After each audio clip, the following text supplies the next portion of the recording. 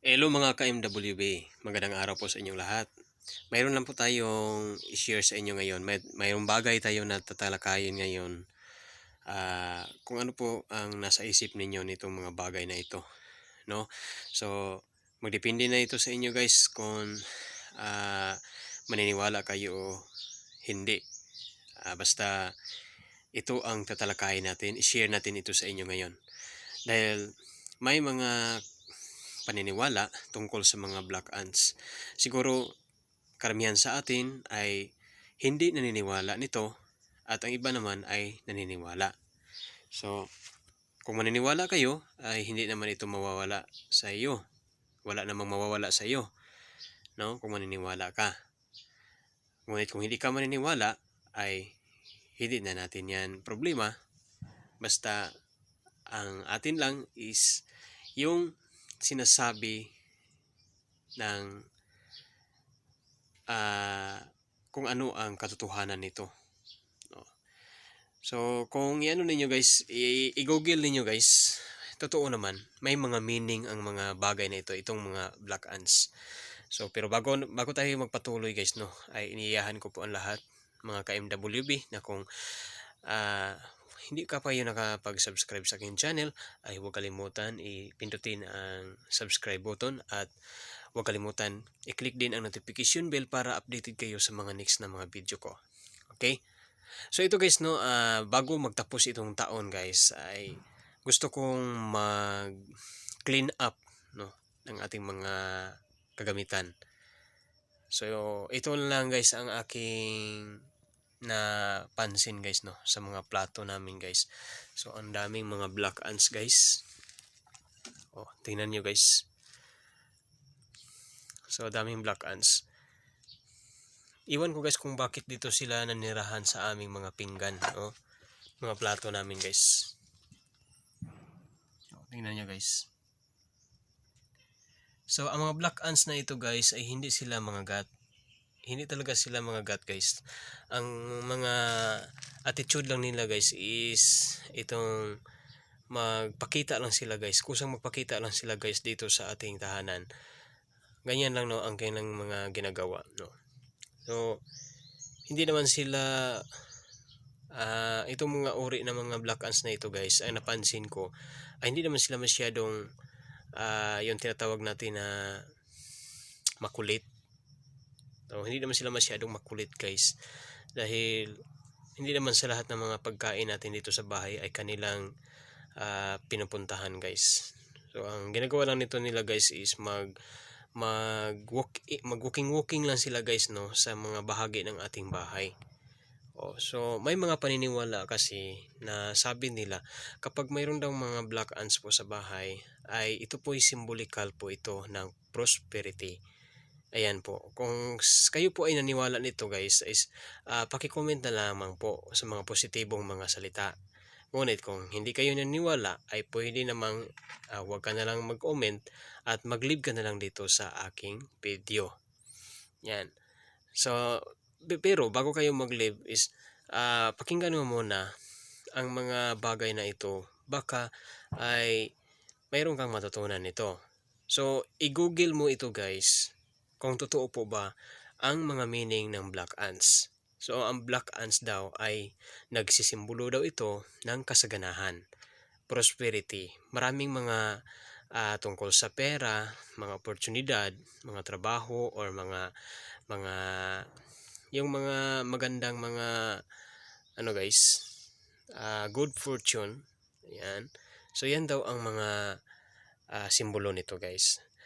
Pero para naman sa akin guys no, bilang inyong Mr. Wingbin, kung totoo man na ito ay nagsisimbolo ng kasaganahan at magkaroon tayo ng mga fixed asset or ay mga magandang mga oportunidad no, mga trabaho or about sa abundance financial ay wala naman yung problema para sa akin guys no, dahil para po sa akin hindi naman po ang mga black ants ang aking pinaniniwalaan na magbigay sa atin ng kasaganahan, kundi walang iba ang Panginoong Diyos natin guys, Dahil siya po ang nagawa sa lahat ng bagay dito sa lupa.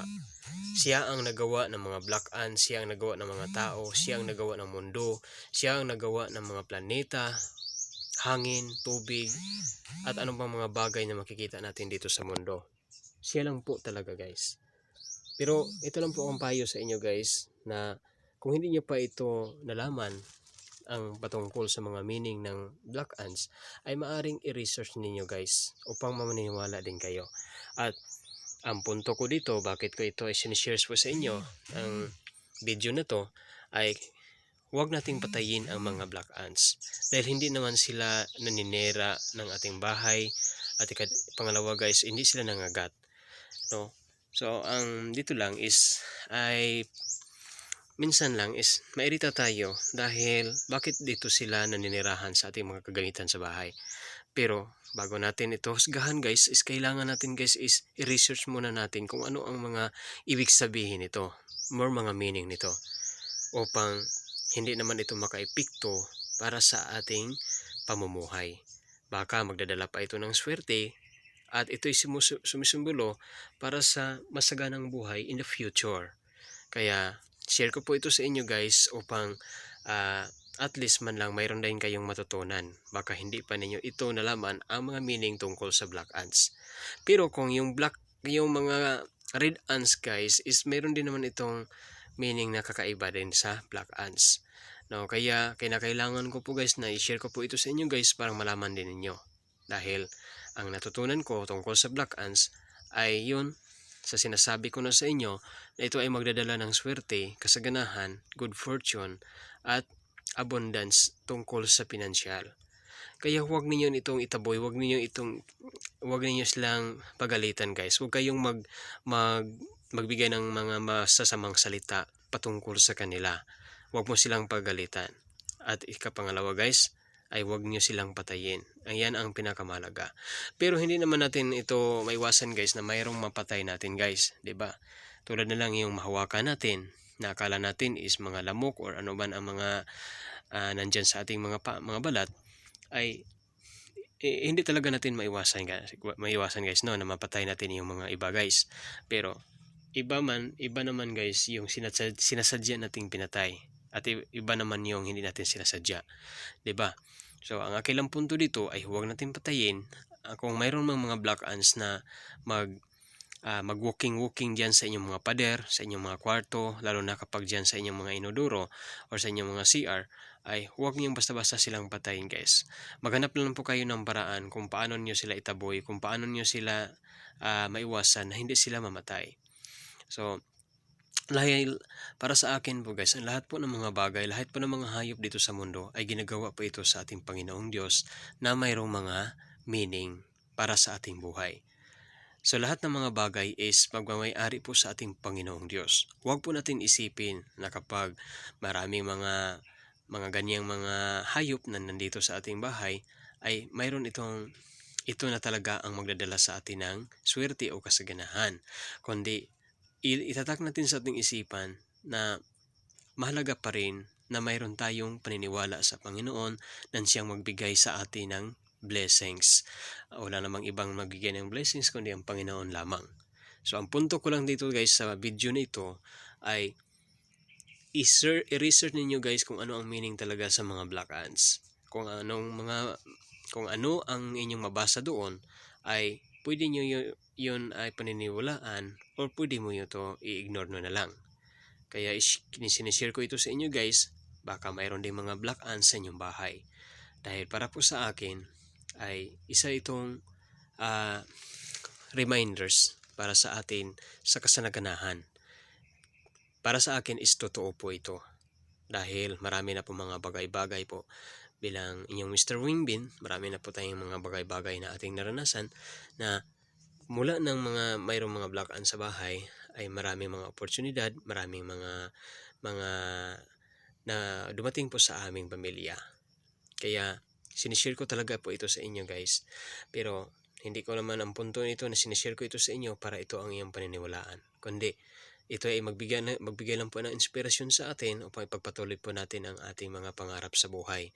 At isa pa, ipagpatuloy natin ang ating magandang pakipagrelasyon sa ating Panginoong Diyos. Isipin po natin guys na ang mga lahat ng bagay dito sa lupa ay pagmamay-ari po ng ating Panginoong Diyos.